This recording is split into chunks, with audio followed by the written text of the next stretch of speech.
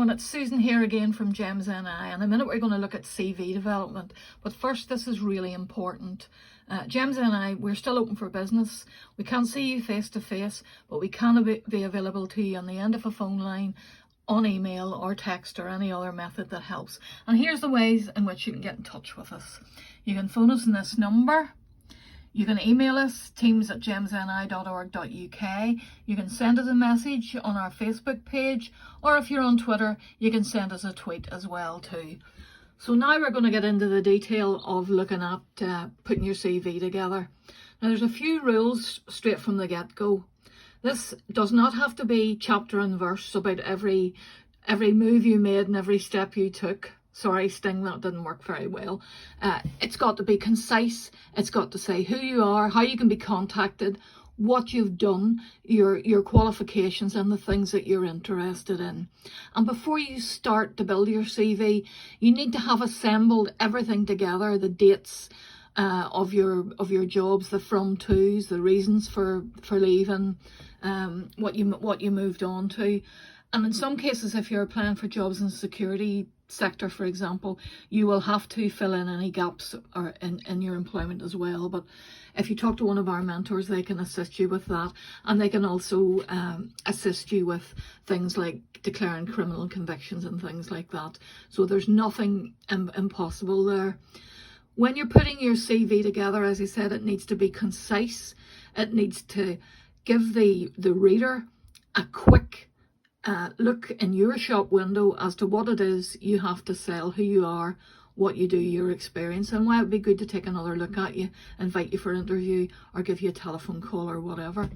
A key to this is that it needs to be concise, and it needs to be sharp, it needs to be honest, and it needs to be truthful. You need to try and keep it to about 2 pages. People just get they just get brain fog at the end of it. They don't want to be reading reams and reams, and especially if your CV's coming in among many. So you need to keep your font to about 12 point. Use something like Arial, no fancy fonts. You need to have your name at the top of it, and later on in the next top tips, we'll send you details of where you can get sample CVs, and again our mentors can help you with that as well. And I'll just put the contact details back up again. It's really important that you assemble all the information that you're going to require for your CV. When you have your CV done, this will be the basis then for any job applications that you have to complete. You'll have that information in front of you in the right order and in the right with the right content as well. So putting it all together, at the top you have your name. You start with your contact details. That will be your name, your home address, your telephone number, and your email address. And a wee tip about email addresses.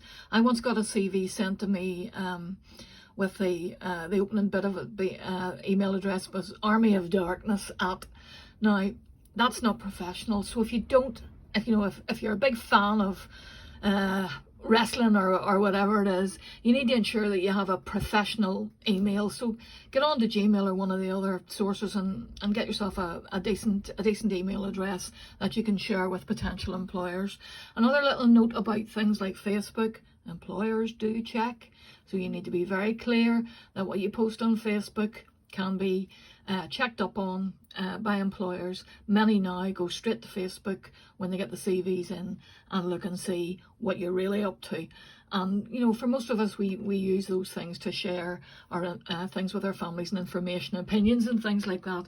But sometimes we can get a little loose in the mouth and maybe say things that that aren't that sensible, maybe about a former employer or a former boyfriend or girlfriend or whatever. So just be sensible that when you open yourself up for scrutiny, that it'll not just be about your CV. It'll be about whatever's out there for you on the internet. And certainly Facebook has been the downfall for a few people, so just keep that one in mind. I'm not sort of laying that on too heavy, but it's important you do that.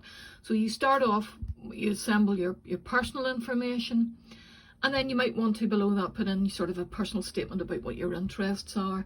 You then get into your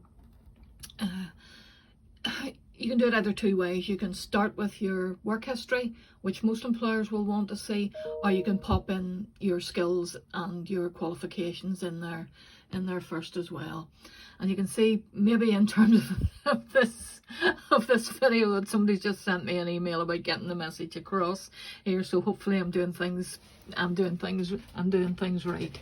In terms of your CV, then when you have all this information together, you have your name and you have your contact details.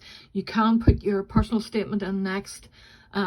Personally, I wouldn't advise that at the moment. I think you're better putting in either your work experience, depending on the job you're going for, or putting in your skills and qualifications there.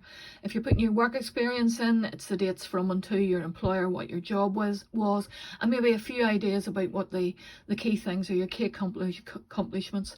Sometimes the reason for leaving, I would just leave that out at this moment in time. But as I said earlier, if you do have issues around gaps in your employment, and you're applying for jobs potentially in security industry, you really do need to cover all those in that line. And it's you know, if you had a gap for childcare, or a gap for just job search or whatever, a contract end, and be upfront, say it. You don't need to you don't need to dress it up, but also you don't need to and certainly you don't need to lie or misrepresent your skills, your experience, or your qualifications.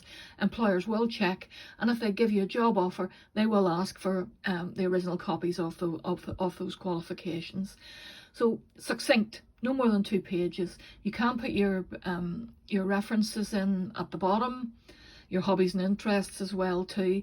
In terms of references, generally we would say until an employer comes back and asks for that, you're better just to put available on request, because that means that you have a chance to tell your referees that you're putting them in, and secondly that employers won't contact your former employer until they tell you that they're going to do that. And that's really important to remember, that your previous employer, your most previous employer, is likely to be the one that's going to be asked to give a reference. So hopefully you know that you can do that, and that will be positive. This is all for now.